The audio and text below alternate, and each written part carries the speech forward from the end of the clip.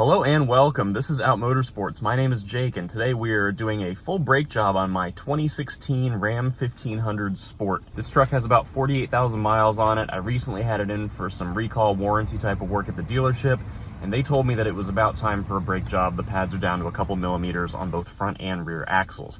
I decided to not have them do the brake job because I think it's always a little expensive for the actual amount of effort you put out to do brakes on more or less any car. And I ended up purchasing a complete set of pads and rotors from Rock Auto, and now I'm at my friend's place to jack this truck up and put them on.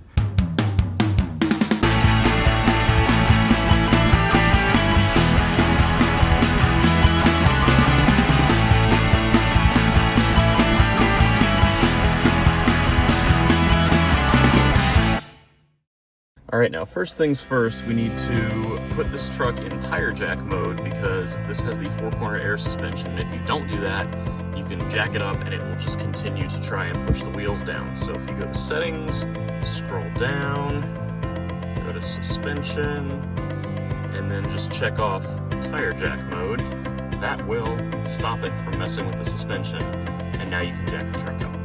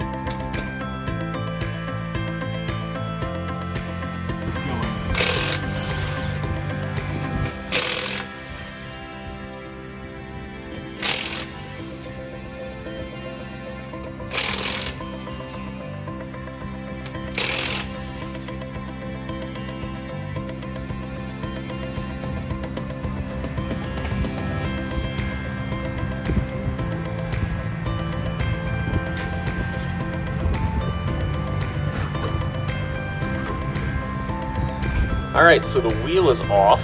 You can see these are pretty large brake calipers, pretty standard as far as the setup and how you change them, just like most other passenger cars and smaller, mid-sized to half-ton trucks. So let's take a look at how this is all assembled and then we'll pull it apart. All right, so looking here, we've got the upper part of the hub assembly. You've got these two caliper bolts here that I think are 13 millimeter bolts. And you've got two bigger bolts that I believe are 17 millimeter to pull the caliper bracket off. So we'll undo these two first, pull off the inner part of the caliper right here, which will leave us with just this outer caliper bracket. We'll undo the two on the back. This bracket will come off, and then from there, the rotor should slide off as well, because not really very grooved, but it's easier to just replace it all while you're in there. All right, so we have the brake pads off, followed by the caliper itself, and then the caliper bracket.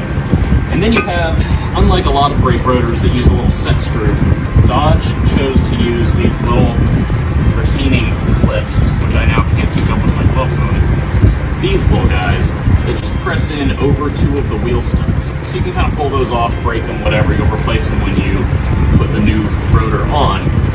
Of course, this truck is probably on its original set of brakes with 48,000 miles, so everything has had a chance to kind of fuse to the hub, which meant this rotor was nice and stuck. So, propane torch and a very nice hammer. A couple good whacks and this rotor came loose, dislodged all this fun stuff out of the wheel hub area, and now the rotor's off.